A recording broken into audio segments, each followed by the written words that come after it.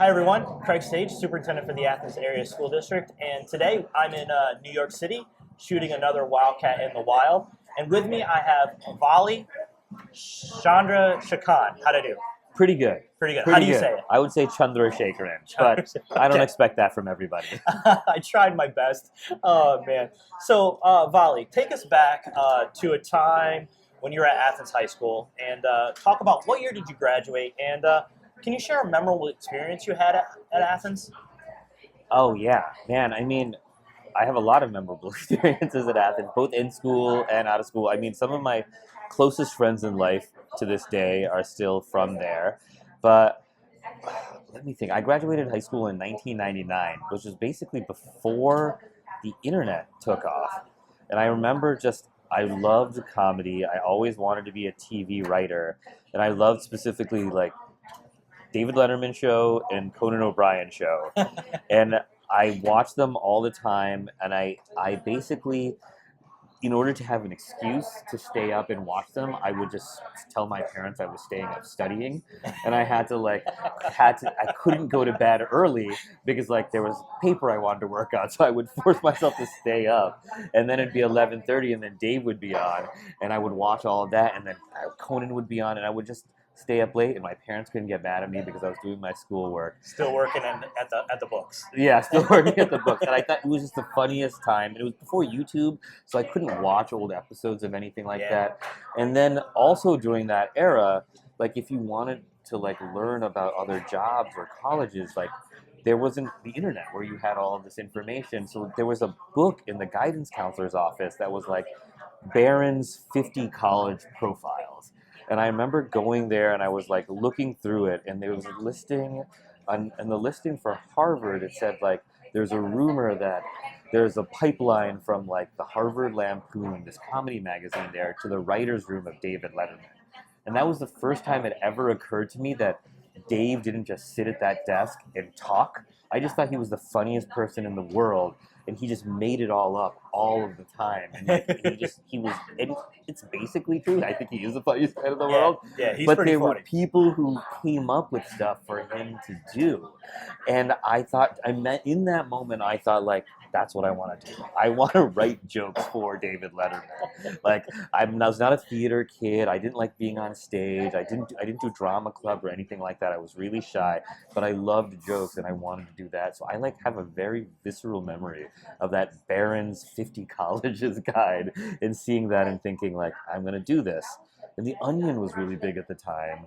Yeah. And it is as it is now. And I remember writing like I didn't know what to do, so I wrote comedy pieces that were like news stories and submitted them with my college application saying like, I want to go here, I want to write for this magazine, I want to write comedy for a life. So like that like changed the course of my life and changed what I wanted to do. That's incredible. That's so much fun. Well, you have had a pretty successful career in television, am I right? I've been very blessed. I've been very lucky, and I've gotten to work with a lot of really funny heroes of mine. Yeah. Well, for people in Athens and for all Wildcats, it's pretty inspiring. But were there any classes, projects, extracurriculars that help you develop your storytelling skills? Man, I think I probably goofed around with my friends a lot, and that was what it was. Like, I had a weird path into this job in that like I said, I wasn't into plays. I wasn't really. I was a math and science person when I was in school. Like I went to school to study college, and I studied computer science. So like I enjoyed English mostly because I loved my English teacher, Mr. Yonkin, Right. and I thought he made it all come alive. But I never thought I would do that for a career, and maybe that was good because I never thought about it like critically. I kind of let it wash over me, and I now realize I developed a lot of my taste in that way. And I think one thing that was great in the English classes there is Mr. Yonkin was particularly good at like not making it feel like work, because I wasn't naturally someone who loved reading books. I remember reading like Joseph Conrad and thinking like, this is hard. This is hard and it's really heady. And you're 16 and those ideas, I hadn't lived enough life for any of that to mean anything to me, Right. But Mr. Yonkin was kind of like, that's all right. You don't have to like this book or like this. Like read this, learn how to like think critically in that and do a close reading in the way we answer these questions. But like, you can experience any book in that way. And I think that was a bigger aspect of like how I thought about writing and the arts in that way. I really didn't think that was going to be my life. Even though I wanted to be a comedy writer, I never met anybody who was a comedy writer. I never heard of a comedy writer. Right. I never saw a video of someone that went to my high school who did it. So I really thought I was going to be a doctor or a computer programmer. Like, those were what people I looked up to, the jobs that they had. And that's what they did. That's what they did. Right. And yeah. So I kind of thought that would be my life, and I kind of stumbled into this in many ways, and just by kind of following stuff that I was intrigued by. Well, you definitely, I don't think you definitely stumbled. I think you had a path. But you worked on some of the more iconic television shows in the last couple decades. How did you go from Athens to Hollywood? What was your journey? So I went to college. I did get on the Lampoon, which is this. What college did you go to? I went to Harvard. Harvard. Yes, folks, you can go to Harvard if you're a Wildcat. And then a lot of people from that magazine became television writers afterwards. Now, I didn't know them because they were all older than me, but people went on to Saturday Night Live and David Letterman and moved out to LA. But I didn't know that would ever work for me. And my parents paid for me to go to college, and I really, felt an obligation to like do right by my parents who, moved to America for this, wanted me to have a good life. So I studied computer science. I thought I would go be a programmer. I graduated college in 2003. It was kind of like, I went and interviewed at Microsoft thinking I would do something like that, or went to Amazon. But I also knew I wanted to try to be a TV writer. And there was so I thought like, okay, I should try and live in New York or Los Angeles, because that's where the business seems to be from what I can tell. So I can go there and be around other people who did this. And there weren't a lot of computer companies there, but there was a company called, you could do like business work. So I thought like, oh, maybe I could become a consultant. And I don't know like what that means in that. I still don't really know what consultants do, even though I did a consultant. But I worked for this company called... If you ever figure that out, please tell me. Yeah, I still don't know what a consultant is. Which kind of was like a good thing to do if you don't know what you're going to do with your life. And I thought like, okay, there was a company called Boston Consulting Group. I went there, I worked there for a year and a half, and I could kind of learn about business, and you really get to work in a lot of different industries. So, it was a kind of an interesting place to just see what kind of jobs were out there in the world. And I was also in LA, and I thought, if I don't make it as a writer, I guess I can go to business school, or I can go back and become a programmer. And I remember when I didn't have, the way it works there is like sometimes you're on a project, and when you're on that project, you go and work at the client side, and you like live there, and you live in a motel or a hotel, and when you don't, you try and help sell projects, and you might not have that much work to do. And when I was doing that, I would write what was called spec script, which would be if there was a show that you loved, and I think I loved Curb Your Enthusiasm at that time. Oh yeah. So I wrote like an episode of Curb Your Enthusiasm, and I showed it to some friends of mine. Like, I had a friend who was a little bit older than me who was a writer on The Simpsons, and he read it and he said like, this isn't very good. But he was like, he knew me and we were friends, and he knew like my take, and he was able to give me constructive criticism in a way that like basically didn't hurt my feelings, because we had a lot of trust between us.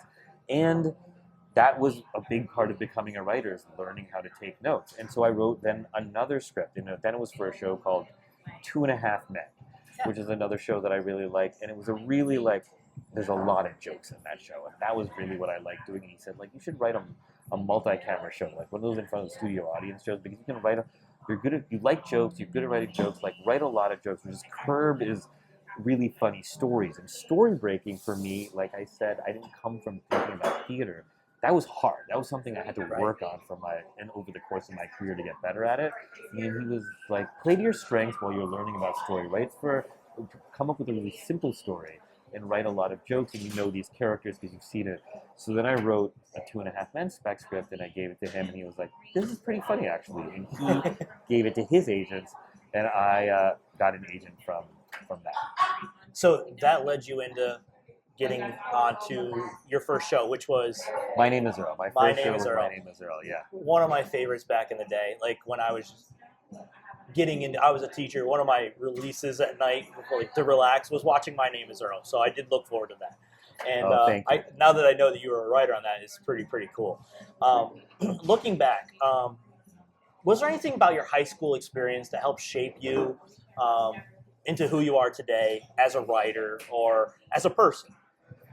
I think so. I mean, I think all of us bring everything to every over Yeah. the course of our lives. But look, I was an Indian kid in Athens in the late '90s, and my parents spoke with a thick Indian accent, and I loved growing up in Athens. But I was also very aware of how different I was Right. my whole life, and I think two things. One was when I realized when I switched from into Athens in sixth grade, I didn't know anybody there. Something I realized was like, oh, if you're funny, people like you. So like that's a way to make friends, and I think I leaned into that, making a lot of bad jokes and not being funny for a long time, but like working at that. But then also being an outsider and feeling very different made me, I think, very observant of like what being normal in Athens was. Not that I tried to be normal or wanted to be normal or could really pull off being normal, but I think it brought me like a certain like amount of like watching carefully and noticing how people talk and how they act. And I do really enjoy that. And one of the things I love about being a writer that I think is different from being an actor, I feel like actors, like, you kind of like have a feeling about an actor based on a person's face right away. Yeah. Whereas with a writer, like, no one ever sees me, and I can like, I've gotten to write for all sorts of different types of people and disappear into them and like what it might be like to be, you know, Jason Lee's character, this like redneck guy, and like write for him, or I've gotten to write for like Jack Donaghy on 30 Rock, who's basically like a extremely wealthy executive who lives in New York and has a different point of view, and like to come to all those different voices, I think is really fun, and I think feeling like I was observing my whole life and being who I was in Athens probably was helpful in doing that. Yeah, and I appreciate that. And I appreciate that you realize like sometimes not fitting in helps you fit in. Yeah. And it's a unique thing. You know, comedy and comedy writing to me, and I'm not a comedy writer and I'm not very funny, but I think it takes an incredible amount of creativity. And I'm sure when you work on a show, you work with others. Mm-hmm. We were talking about that earlier. Are there any teachers or mentors you had that helped you think creatively as a student? Or work collaboratively? You know, it is very interesting. Television writing is unique even amongst like screenwriting, because like movie writers work by themselves basically all the time, but in what my job is, I'm almost never on my own. Like, I'm with a group of like 10 other people. We're coming up with ideas all together. We basically come up with all of our stories together, and we will then pitch them to our whoever created the show, and the showrunner, she or he, will say like, I like this idea, I don't like this idea. Then we'll go back and then sort of refine it. And we'll spend about a week as a group coming up with the story. And then if the boss likes it, she might say, all right, this feels like an episode, Vali, why don't you go write an outline? Then I would go write an outline by myself for 3 days and come back in, and then we'd give it to the room, and then again, all of us would read it and sit around together and talk about it. And you have to develop kind of a thick skin, because we're working pretty fast, and we need to say like, this part's not working, this part isn't funny, this part can be better, maybe we have to break the story a little better, like I'm losing interest around here. We do all of that. Then you take those notes.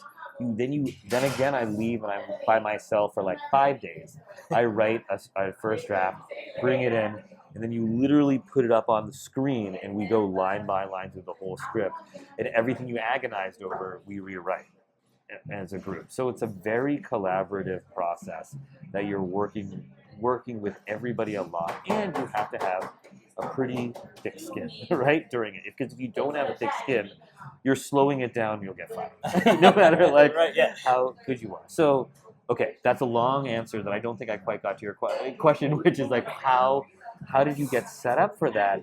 And I honestly think so much of it is just group dynamics. Like Right. it's any extracurricular you've ever done. Anytime you've done a project in your room, even just being in the classroom and like reading, like now's a time where I can like be a little bit of a smart aleck or not be a smart aleck because the teacher needs to get something done.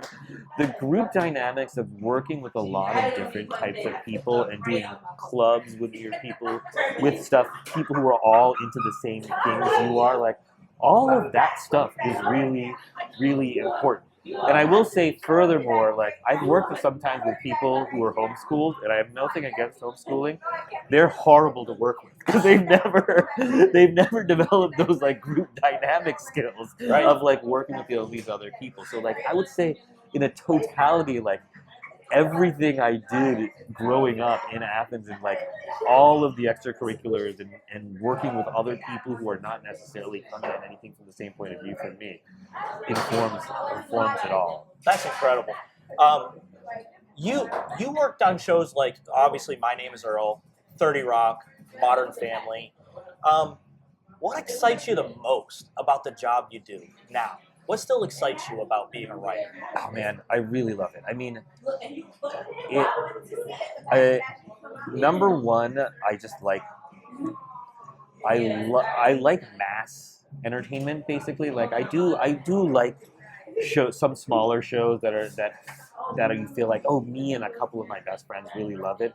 But there's something about like a show that I can watch with like my friends and my parents, or a lot of people that like entertains a lot of folks that like I really love. Like my favorite comedian is Will Ferrell. Like everybody loves Will Ferrell. Like you watch, I watch Elf with my kids. I watch it with my parents. Like the scene of him going up the escalator, like will never not make me laugh. And like there's something so great about writing something smart and interesting that can like hit on a bunch of different levels for a lot of people, that can be hit on universal feelings and experiences, but find their specific way into it. But there's a saying someone taught me once, which is like something being more specific will kind of allow it to feel realer and more universal. And like that, when you're working on something and you realize like, that's interesting. I think I would want to know what that story is, and it's starting to make you laugh as you're talking about the scenarios. You can get into it. Like I really, really love it. So that's the actual content of it is great. The other part of it is the people who do this work are really smart and they're really funny, and I just like going to work every day. And because we work with a group, like I just like chopping it up with them. Like I just love hanging out in a writer's room and just talking. You know, they say there's even a bad day on the golf course is better than a day working. And I think for you, like working in comedy and writing, like even bad jokes have to be somewhat funny. Like that brings you joy, I guess. So. Yeah, and then you'll find something good. It's true. Like last year, there was a writer's strike, and we didn't work for 6 months, and we were picketing, and it was a very hard time. But mostly because like I realized like I don't have other hobbies that I really love doing. Like you're like, I write comedy. Yeah, that's what I do. I love doing it. Like I was like I bike, but like I don't want to.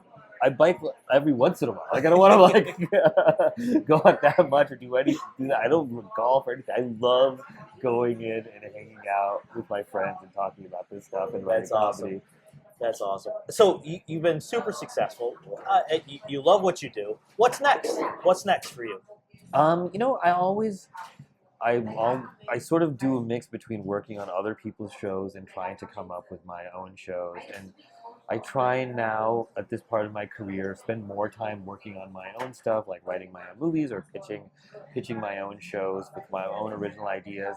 But, for example, like Tina Fey is doing a new show that'll come out next year that's based on an Alan Alda movie from the 1970s called The Four Seasons. She loved this movie. It was on cable growing up. Alan Alda and Carol Burnett are a married couple. I'm sure that means nothing to anybody in school right now.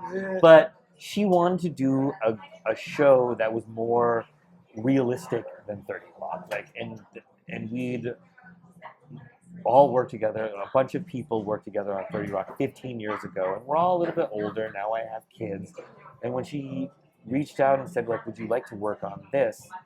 I thought, man, it would be really fun. She was going to create it again, and she was going to be in it. The first thing she's in since 30 Rock, and I idolized Tina, and it was fantastic to work for and write.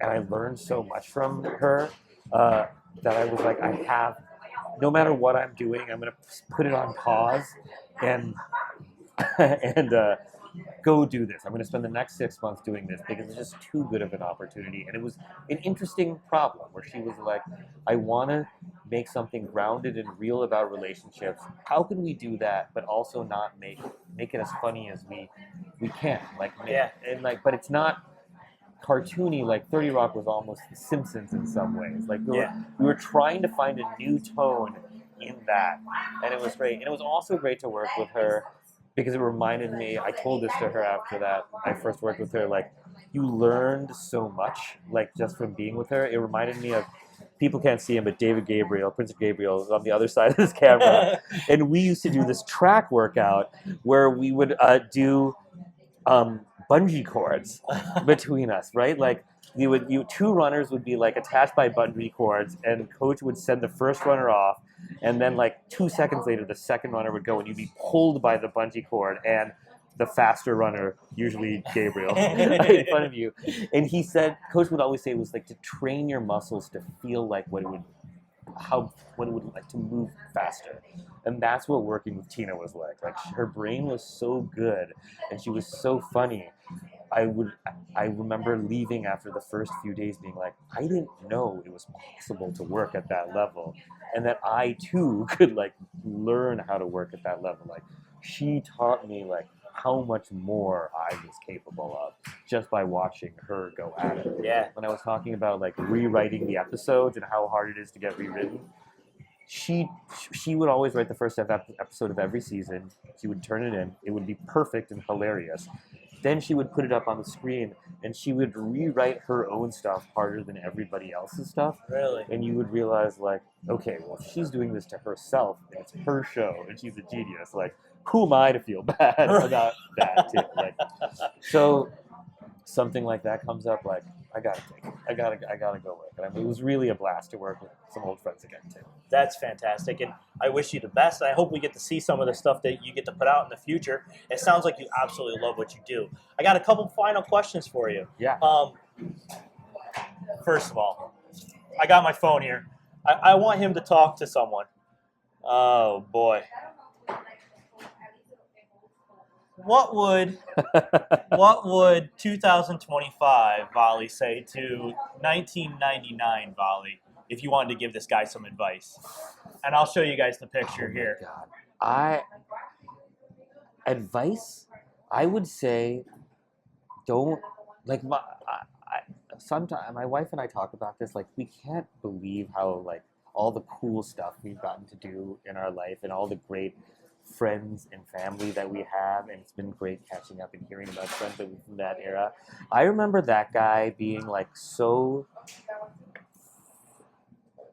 I was really, like, driven. I really, like, focused on, like, what was going to happen. I was, like, I wouldn't say quite anxious, but, like, wanting the next thing or wanting it to happen, and not being sure if it would happen. You know, like, that's, I think, such a big part of my youth. Like, I remember when I first got my first TV job, it was like 0 to 1, right? Like, you don't know if you have, like, it'll ever happen for you, and then it does, and you're like, okay, I guess I can be a TV writer. And wondering about that stuff, like, took up a lot of my time. And I don't think that young me would ever listen, but I wish I knew, like, the journey is the destination. Like, your life is so great. You're so, like, you have such great friends. You have all these amazing resources around you. I think that's what I would do. Like, I think I would be more aware of, like, how much great stuff is around you and take advantage. Yeah. Take advantage of it. We were just talking earlier about, like, one of my English teachers at Athens when I was a kid was a grandmaster chess player, and I just like sort of took it for granted that like one of the world's great chess minds. And not like I care about chess or anything like that, but like I could have just talked to him and learned so much about that. And I was just like worried about something that now is totally not important. And I wish I recognized all this cool stuff that was around me all the time, and could like really have spent even more time like because I've gotten to live a pretty interesting life. Yeah. Hopefully I do a lot more interesting stuff, and I think I've gotten better at recognizing like that person is really interesting and cool. Like I should hang out with them and talk about them and like find out how their brain works, like find out what they're interested in. I think that's great. While you're doing like how you're doing these videos, people are getting to hear from a lot of different people and like what they're passionate about. That's awesome. Yeah. Vali, thank you. And you're right. Like one of my jobs, I don't think it's a job, I think it's a blessing, is I get to show our Wildcats and people from our community that you can get a really valuable experience at high school that leads you to some really great places like your journey. So thank you as always. And what does a Wildcat mean to you? What does a Wildcat mean to me? A Wildcat means to me you grew up in like a kind of small town that still had access to everything. So to me, you have the best of both worlds. Like it's a pretty big school, right? So we're like, Yeah. but we're not like right next to New York City. So you like, I feel like you get to live like a Steven Spielberg like existence where you get to grow up, but you're like not bored all the time because there's cool stuff to do around. I don't think I necessarily appreciated that when I was growing up, but like that's what it means to me now. Like it was like a great place to grow up, and I think I now live in LA and I find myself trying to like wrestle my children's world into like the world of Athens, so they can have like that kind of freedom of growing up and like intellectual curiosity and physical curiosity. Well, that's wonderful, and thank you for your time. We were able to catch up with Vali here in New York City. He does live on the West Coast, so we appreciate you. And as always, go Wildcats! Go Wildcats!